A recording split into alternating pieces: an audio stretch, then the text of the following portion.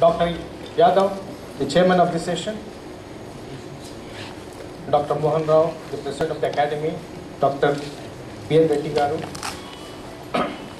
the convener of this conference, and friends. I'm sure yesterday all of you must have enjoyed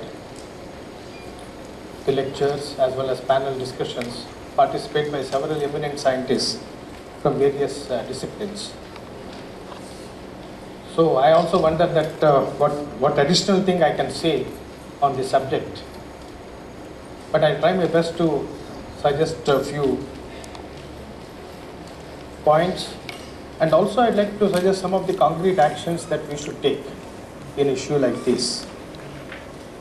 One thing all of us should realize, that when you talk about the subject, it's since several years, we know that this is happening. But whether are we tackling this problem at all? Whether any efforts have been made to really tackle this problem, which is extremely important for this country, and also extremely important for the younger generation of this country. So that is what I think we should look at when you discuss about this problem. But one thing is certain, in many disciplines of science and engineering and technology, that there can be, interest can be cyclic. There are certain periods of time when people would like to take up some professions because of the particular employment opportunities, research opportunities, and also there is a very strong possibility of international importance for that subject. So that way you find that even in some of the areas in which people used to show interest about 10 or 20 years back, and today you find that people are not showing that much interest in those areas. But what is a worrying factor as far as science is concerned is that for all the for engineering, technology, it's the science which provides the grammar. This is the basic requirement for any branch of science and technology. So if the country is strong in this area, then we expect the country can be one of the top in the world in terms of inventions. So one thing I'd like to mention to you as introduction is that India has been predominantly looking at developing the process technologies, manufacturing technologies for various products which are already known, and so that they can be made in this country. So we used to very proudly tell that it is indigenous technology. But what we have forgotten all these years, or what we have neglected all these years, is that these products also need to be developed by a country like ours, in case we have to be one of the important countries in the world in terms of developing new products for the markets. There I find that this country is lagging behind. We don't have many products where we can say that this is an Indian product and it has so much of global market, and also so much Indian efforts have gone into making this product. So that is the actually good science, also inventive capability of a scientist can only make this products which has to meet the global competition today. So we should look at the subject from that angle.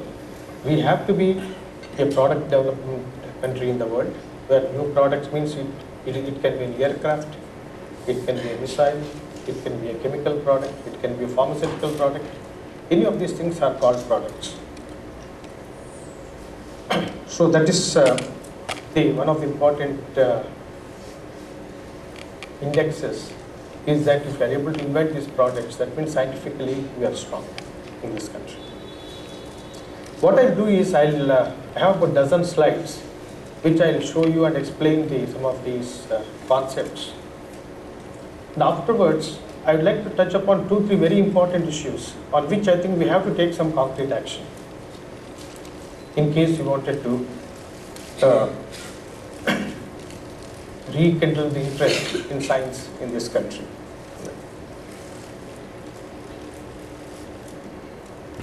One thing, I started this one with this slide in the sense that the need for science on modern lines was thought by none other than Swami Vivekananda.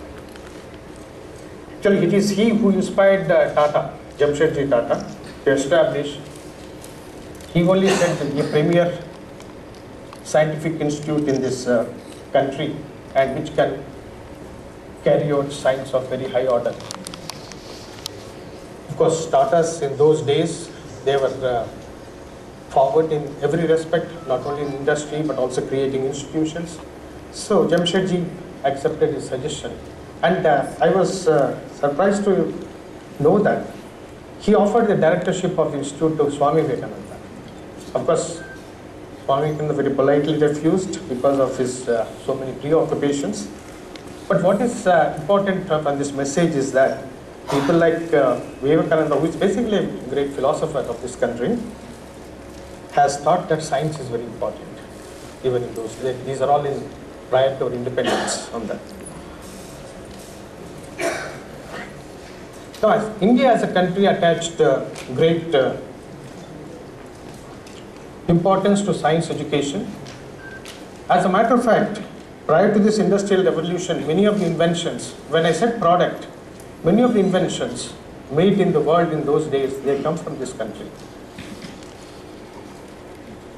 Some of the very common products like metals, alloys, paper, and so on. All these things were invented in this country, and then later it was picked up by the others in the world. So science was given importance in those days, and we also thrived. But of course, then later we had the foreign rule in this country for almost 200, 300 years. So that is the period where we lost that dynamism, and then we became very strong followers of Western science.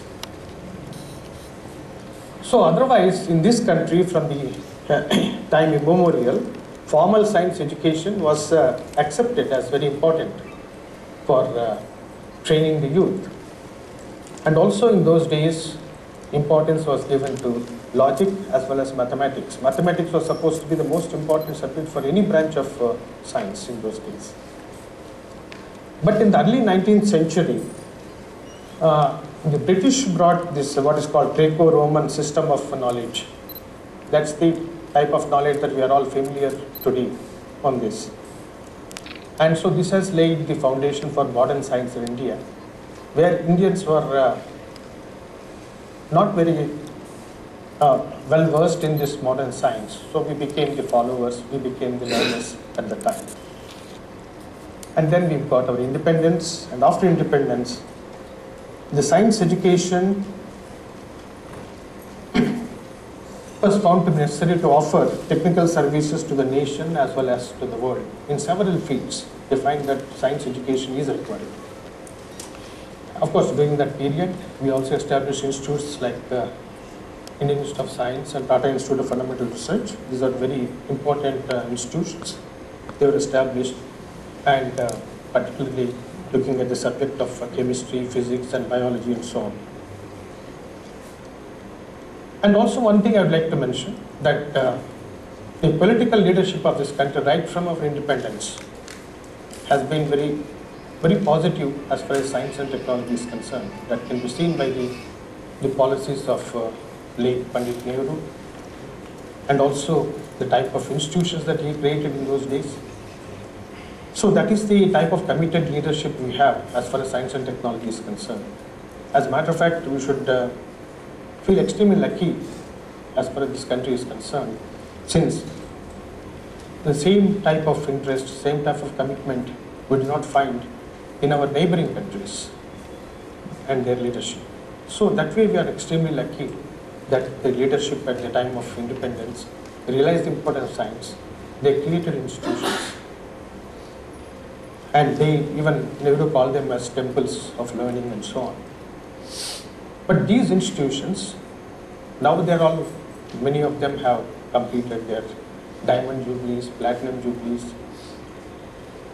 And what we have to look at is that institutions for the purpose for which they have been created at the time, whether we are doing our job. That is very important. Now coming to 1950s, that's about 3-4 years after our independence, there is also very strong need was felt to integrate the undergraduate and postgraduate sciences with high quality research. Research was also found to be important, and that's how many institutions were established to carry out research at that time. In 70s and later, now there are several measures taken by the government of India, and also the scientific community in the country was fully supporting the government in these initiatives like science and technology policies. I think India is one of the countries in the developing world which has initiated the science and technology policy in very early, and also established some of the eminent institutions like central universities. Today, we can say that every state has a central university. And also, even IITs, the science faculties were established. People may ask that why is it necessary to have a science faculty in IIT? Because engineering, as I said, the main grammar for engineering is provided by science on that. So these science faculties, very strong faculties were provided at IITs, and many of the scientific departments in IITs are equally good as far as their contributions are concerned. And recently the institutes on the lines of Indian Institute of Science like IISERs were established in several parts of the country. Recently their number have been increased, and also institutions specializing in pharmaceuticals like NIPERS and others are also established. So all these things show that the commitment of the government with reference to science education and also scientific research. And also there are All India Talent Search, and for unearthing some good students for research. That's how the CSIR and UGC scheme was there, and now it operates, and similarly ICMR, ICR in those areas. So these, they have introduced the entrance examination system to get the best researchers for this country on that. So there's also another major initiative that has been taken. Of course, yesterday many of us talked about the INSPIRE program of TST. I think my colleague Dr.K.V.Raghavan is mainly responsible for nurturing this program, conceiving and nurturing this program. And so it has itself a milestone in attracting bright students for science education research. If they recognize a student under this program, I think till he completes his doctorate, he can be supported by the government. And I'm very happy that even AP Academy of Science and other academies are also trying to participate in these programs. Of course, we have Bhatnagar Awards. We feel that these are nothing but Nobel Prizes of India, and it was introduced by CSIR in various branches of science. I just tell you telling these things to tell you that it's not that the government and also the leadership of the scientific community are not made any efforts in enhancing the scientific capabilities as well as trying to get the best persons for this. But in spite of this, I think we are not able to able to make any distinct change in the entire system. We are not seeing many inventors in this country, and we are also not seeing many of our scientists among the Nobel laureates in the world. There are several countries which became independent much later than India, which are much smaller than this country. They are able to do that. So this is a worrying factor for all of us. So if you look at the current state of science education, One is point I think which several people mentioned yesterday also, that is all the meritorious among the students are opting for professional careers like engineering, medicine, or information technology, as well as computer science and so on. And recently, you find that last couple of years, commerce and accounting has started becoming an important professional activity. And so many of the intelligentsia now would like to take up this. If you ask some of youngsters today, what is the type of specialization you would like to have, you may find him telling that he would like to go for commerce.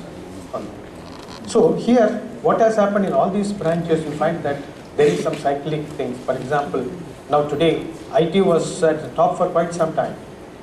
Now, some IT is slowly shifting to other branches of engineering where manufacturing technology is important like that. So like that, this happens. But what I am telling is, as far as science is concerned, it provides the basic grammar to all these engineering branches which we are talking about. So it has to be strong in this country. It cannot have any cyclic life like these other branches.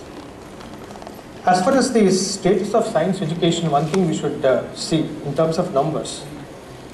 Now we have almost 250 or 300 state universities which predominantly provide the science graduates to this country. And here if you look at these universities, they are not very well equipped to handle the science. Many times university has very minimal facilities, because for any science, good science, you require experimental facilities.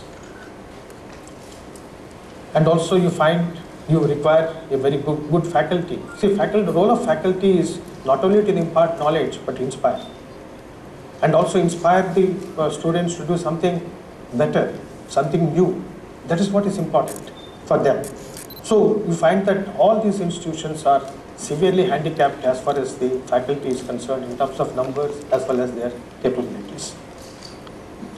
And many times you find that these universities are politicized for one reason or another, because they are under the state control. And also you find that the quality of students is going down. There are again various reasons. See, this is a country where several sections of the society were deprived of good education in the past. So they need to be given all the opportunities and benefits, but at the same time, at one time or another in their careers, they should be on par with others in terms of providing the best science. I think we should bring them to that level. They are very highly capable people. So whether we are making any efforts in that direction. And many times you find that these courses, if you compare an engineering course, or if you compare a basic degree like 3 years degree of science course, there is absolutely no seriousness in either in the student or in the faculty or in the university on that. So these are some of the very major problems which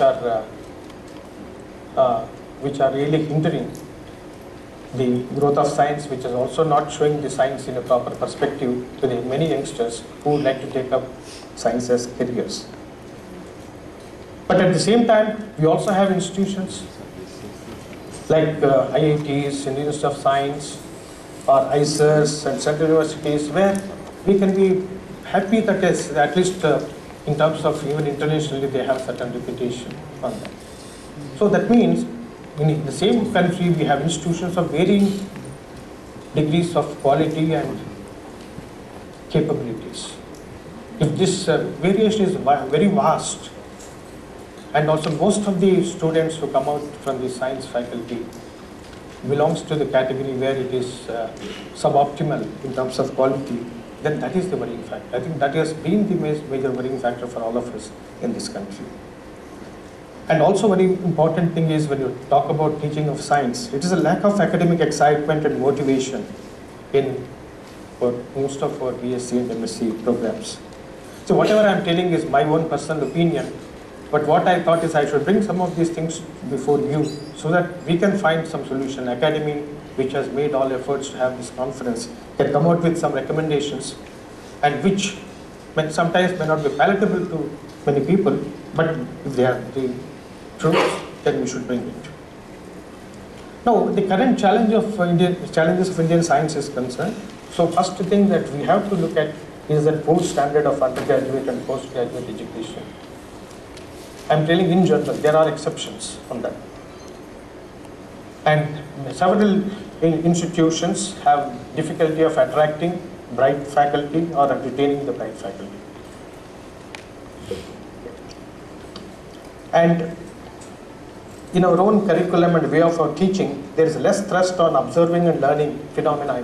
Science greatly depends upon this.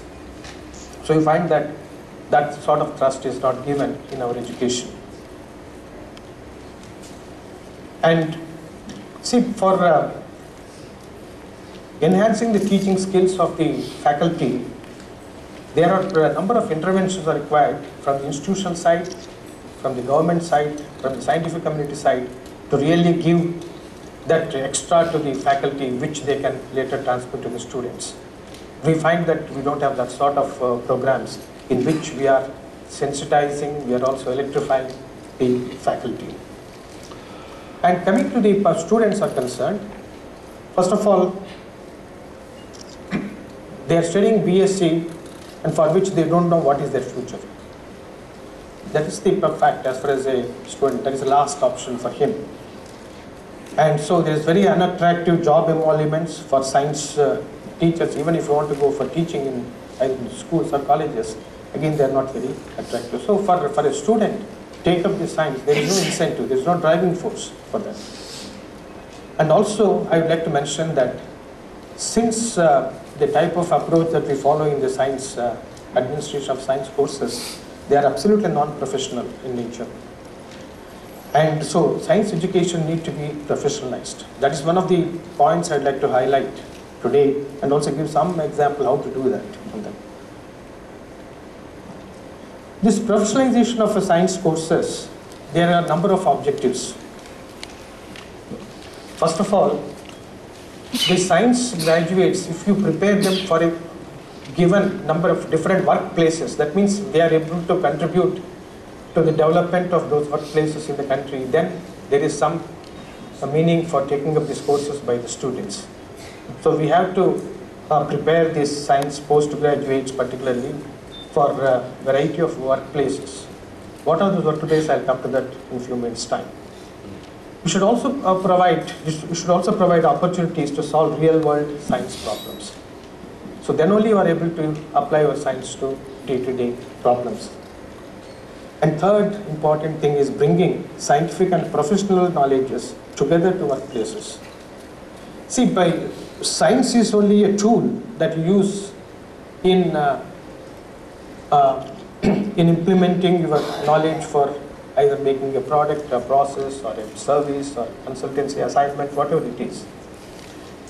What is important is it should have the professionalism in handling. That is very important. And you have to involve the stakeholders in curriculum development. Where are those stakeholders you have to involve? For example, I just take one example. Science graduates, several of them are taken to the call centers. They're being appointed, they're trained in the call centers and then they're utilized. Many of them maintain the health records of the citizens outside this country on that. But compared to other graduates, they get handsome salaries, therefore these people go to the call centers and they do that. Suppose you have a science program which fits the call centers requirements in that particular area, that means then people can be trained in that and they can be taken to that profession.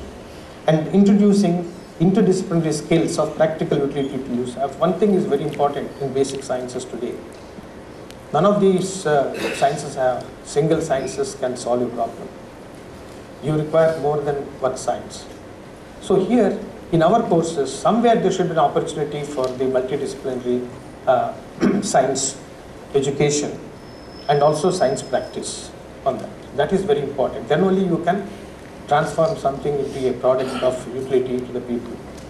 For example, today many things requires biology inputs. Chemistry alone is not adequate. So chemistry and biology is a very strong force today. So that should come at the education time. And also research should be of that nature.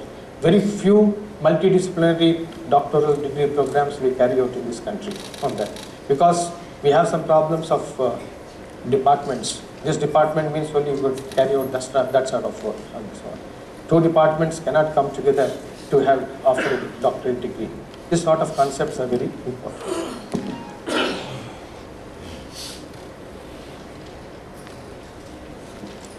Okay, now I would like to touch upon, I only just give a few opportunities areas. Suppose you say that you will professionalize these courses. What sort of opportunity areas? Of course, one of the most important which should be at the top is the teaching and research has to be two professional courses on that. You are trained to become a researcher, you are trained to become a teacher on that. And there are several industries today, very modern industries like food processing, or pharma processing, or bioproducts, and so on, number of others. I just given 3 examples here. All these requires, even shop level supervisor has to have good scientific capabilities. They have to understand the science, because many of these products are knowledge intensive products. That's why you require people who can have the scientific background to understand the knowledge behind these products. Even if they're manufactured, they should understand. For example, you can't manufacture a biological product employing some of the fermentation, other technologies, unless you have knowledge of what you mean by fermentation, what happens, what is the microorganism role, and so on. So that's why you have to train people for even these activities. Similarly, analytical and testing. For example, there are a number of analytical testing facilities have come up in this country. So you have to train people only for that purpose on that. There they have to be taught, apart from this one, they have to be taught as ethical practices in analysis, also accuracy, and also statistical analysis. All these things become part of their training. So these are important particularly for chemical analysis, pharmaceutical analysis, forensic analysis today, extremely important subject. Many people are not, many forensic labs are not getting proper people to man their laboratories. Similarly, environmental laboratories on that. Another important area is human resource management. This has become an important, for example, today, IT is concerned, you find that every IT department has a HR department. So that sort of departments are required in other branches also on that. So human resource management itself is going to be an important subject for a science grad. You should require a professional course, and you can train people to manage the human resources. Information management I have brought out here because that has become extremely important today. For if you want to develop any knowledge-driven product or process, you have to, first of all, you should know how to assess the available intellectual property in this, and also how to create intellectual property, how to protect it. All these things are required. And similarly, in the health information, this is what the call centers are doing on that. So the information management is another area for these people.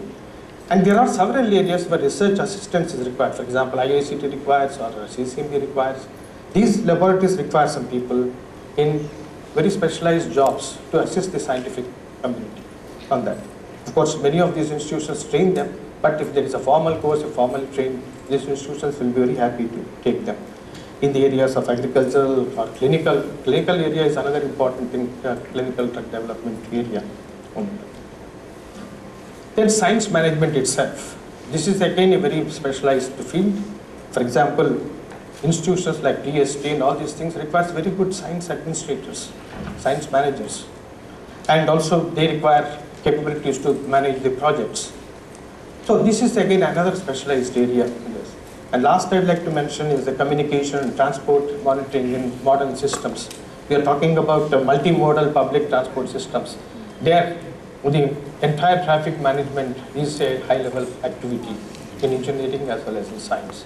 So you require people who can manage these things. So what I'm telling is the country has to identify these areas and where we require good scientific graduates or postgraduates, and then to professionalize the courses and make them useful for these things. Then there is some purpose of doing the science courses. There is also for students who take up these courses are sure that they have some future on them. So here I want to tell, this is only my initial idea, but it can be changed. But what I would like to mention is if a professionalized science course can have a mixture of number of things. For example, many of the institutions today even offering, for example, BITS, Pilani, as well as some of the IITs, they offer a integrated MSc and BSc program. But basically they are integrated it only purpose of teaching science. But suppose you integrate them for professionalizing it and also for a certain purpose. So suppose something like 4 or 5 years is the duration of this course. So the first thing is that at least 2.5 years have to be spent on the basic sciences which are relevant to that particular area, including the chemistry, physics, mathematics, biology.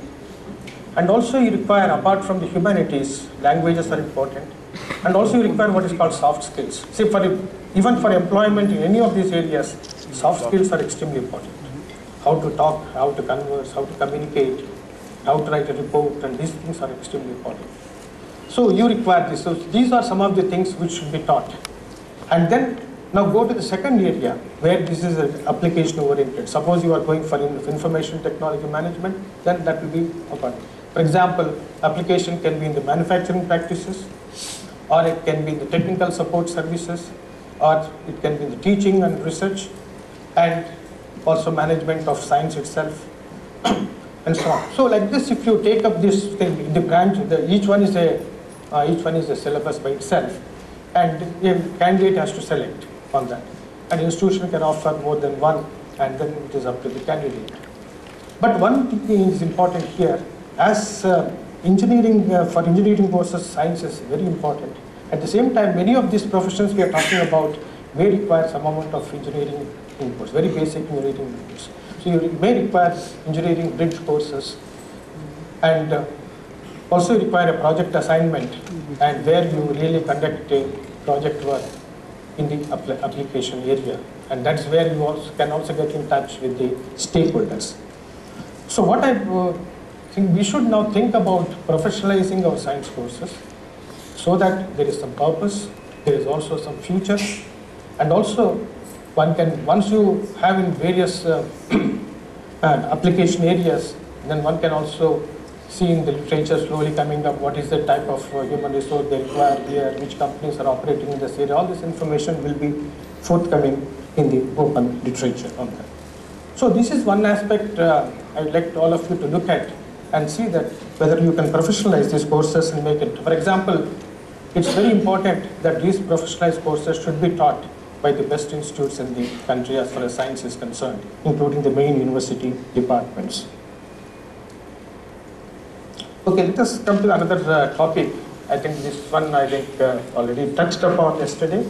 The academies have to play a very major role in creating this interest, and also to enhance the quality of education. And that's one of the important roles of an academy. Of course, Andhra Pradesh Academy did support several programs in the past during my tenure, down to Dr. Mohan's tenure, and so on, to inspire middle and higher secondary school students to take up science. There is a program we did. We have taken some of our best fellows of the academy to demonstrate experiments to the students in the rural areas on this. And also develop work packages for enriching science education component in addition to regular curriculum, like life skills, creative pursuits, co-curricular skills, interactive learning. These are some of the areas where academies can generate documentation, and which can later be used as a school course books and so on. So some of these programs academies should take up on their own, and so that they contribute certain amount of inputs to getting this objective. And here, the next important thing I wanted to mention before I complete the slides, and then later I come for some of the issues, is the state university definitely need a drastic overhaul of science education system.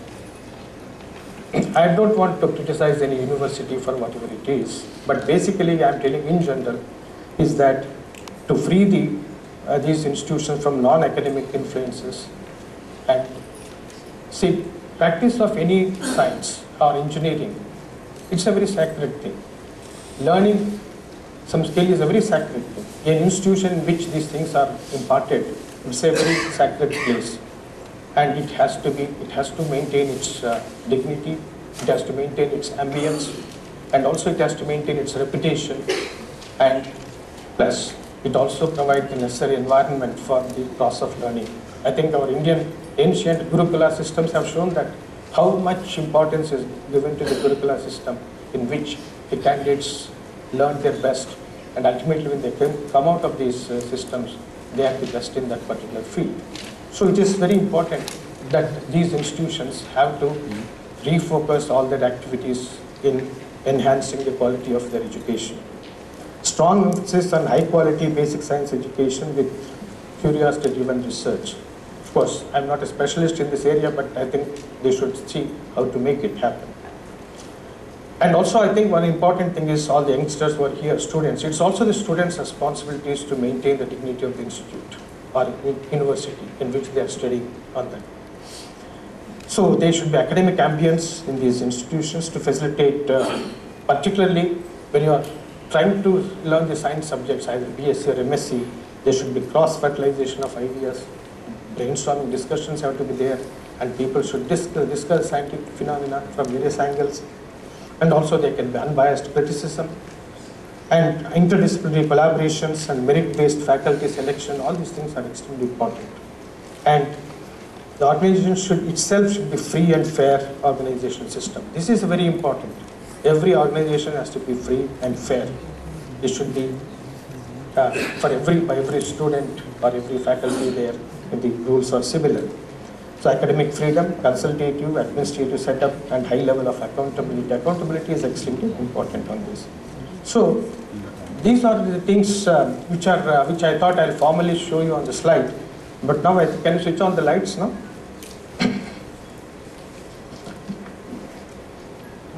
Can you put on the lights? So friends, now let us look at some of the important issues. I will take only 2-3 issues and let us look at it. First of all, yesterday when Dr. Kalam mentioned here, he made a very important point. Science should be an attractive career for the students. Then only students are going to go on that. One point he mentioned, which I thought we should take, this was discussed earlier on several fora, but nothing has happened, is that he mentioned yesterday that there should be all India cadre for science.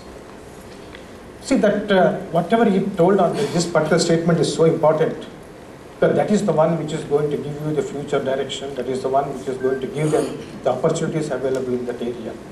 For example, I will just say that it should be on the lines of our IAS and IPS. See, why people like to go to IAS or IPS? They know that, yes, in another 20-25 years, they are going to become so-and-so, and they are going to achieve so much of emolument, so much of fame, so much of power, and so on. So people put their all efforts to qualify for these examinations. And so, science also should have that sort of stature. Then people also will try, best people will come here on that. So it should be, these selections of this type of program should be based on the basic science knowledge and the ability to apply, as well as the ability to manage. These things are important for this sort of all India courses. And there can be all India examination on the similar lines. And once we have the people every year, now they can be seconded to various institutions, as we are doing. As IAS, they are coming to the state institution, they are under the control of the state government. But basically, they have been trained and brought to the state, and state will now utilize them for their activities. Similarly, the central universities, state universities, even private institutions, teaching and research, now they can employ these people on that. Some of them, core faculty need to be from them on that. And they should have attractive scales and promotional avenues, and also career development options on that. And particularly, they should be able to be posted to schools and the education institutions in the rural areas. I'll come to rural a little bit later, but that is important. That's where I think majority of our students are. Second thing, yesterday one point he also mentioned, which I think is important, and the Government of India is also favorably thinking on this, is to establish what is called research universities. This scientific research university, that means research is their product. It's not the teaching but also research. These universities should have the national fellowships and R&D funding from the national funds, adequate funds for that, and also they should focus on innovative R&D. And see, one thing we should do, I think another area for academy to look at is that if you look at the United States, Germany and other countries, they give once in 5 years. They said these are all grand what's called engineering challenges, grand chemistry challenges, and so on. Now, each country is looking from its own angle. United States say that, okay, what is the grand engineering challenges for USA? Now, these things are given by the people who are eminent scientists, eminent engineers. They sit together and then come to certain conclusions, and these challenges are highlighted. These challenges for the whole nation. These are the challenges for the government, these are the challenges for the scientific community, these are challenges for the academic community, or as well as research community. So we should attempt, what are the grand scientific challenges for this country? We should say that, okay, this country would like to invent these things after 5 years. That is the grand challenge for this country.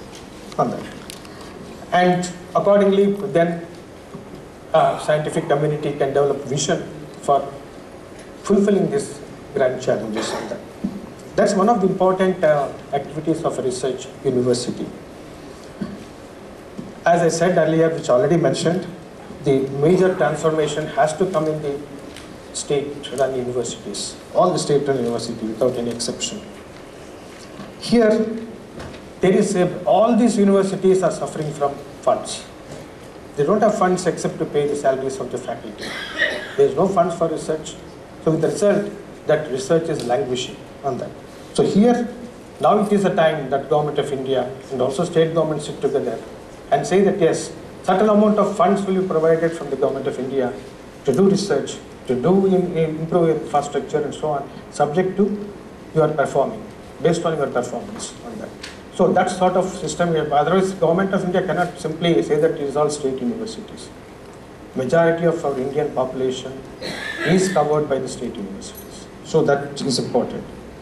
And here, these universities can employ, if there is a All India cadre scientific personnel, they should be employed as faculty in these institutions, particularly in the very critical areas, and so on. So that is, these are some of the things I think which has to be taken. I think it's the state universities, particularly the faculty, the vice chancellor, as well as the members of the board of directors and so on. They should look at this problem in a dispassionate way. I suggest that all the constituent colleges of the university, which has the best among the staff, best among the students, they should run these professionalized science courses rather than running courses without any direction or without any thing. So that is the thing. Now second is one point, another point I will touch upon. There is a rural and urban divide as far as scientific education research is concerned. Well, urban or semi-urban population, I think they are more exposed to the developments that take place in science and technology, and automatically they go for this education and better quality education as compared to rural. So this divide has to be minimized. This is a very difficult task, but it has to be done because that's where I think most of our population in these rural areas. So there is a need for upgradation of science education, including demonstration facilities. Whatever I think academy is doing is only for a couple of schools, we may go and do that. But what is required is a national program. It is required on that. Science teachers under All India cadre teaching personnel also should be sent to these courses, these institutions. And yesterday he mentioned about mobile laboratories. Now mobile laboratories is not for only just showing. Mobile laboratories is for the students to work practically with that. So such type of mobile laboratories are required on that. And they can be all in rural talent search from rural areas specifically and then get the best. I heard that Inspire is doing that. I had a discussion with the district science officer here, and he mentioned that similar exercise is going on. But what is important is it should be more and more of rural youth should be coming under the talent search program. The last point I'd like to say before I close is that all the institutions we have created in this country, now here you find that mediocrity has set in. That's where I think you have a problem again. All these institutions have to see within themselves. This is that how the mediocrity has set in these organizations, which are supposed to be the organization where innovation has to be the major plan. It includes this institution, it includes the university by the side and so on. So here, we have to look at several aspects. When you say that an institution it will come out of the mediocrity, means it has to encourage what is called parallel or creative thinkers. It has to first attract and it has to retain them. That's very important. Many institutions don't like them. And encouraging first time in the country or first time in the world type of research. I think that should be the objective of research programs. Many times research programs are not based on that. Research programs are based on already something which is known, and you try to get a process for that, from that. And also these are the institutions where multidisciplinary research of very high order has to be carried out. It doesn't happen. Many institutions have a number of disciplines, but if you look at the multidisciplinary efforts, they are minimal. And these are most difficult to manage. Though it may be difficult to manage from the organizational point of view, but that has to be tackled. You should have an institution with about 4 or 5 disciplines should be able to develop a product of national importance or international importance, provided all the 4 disciplines are put together on that. That's very important. And great care has to be taken in selection of PhD problems. PhD problems are selected